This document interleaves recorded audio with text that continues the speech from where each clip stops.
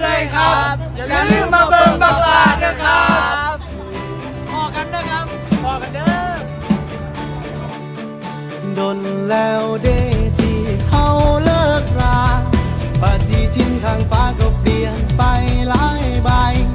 เที่ยงหน้าห้างก็จนว่าปวดเจาะไม่หลังท้าเงือบปิวไปตามลมฤดูกาลเปลี่ยนแปลผันไปเจ็บเบิดหัวใจยังยึดติดกับบางคนภาพคืนวันเก่าๆหลอกหลอนจนอายสับสนคือแต่น้ำคนที่มือนี้เขาลืมกันภาพชายอายกะทิ้งเสื้อคู่ของเฮากับเฮา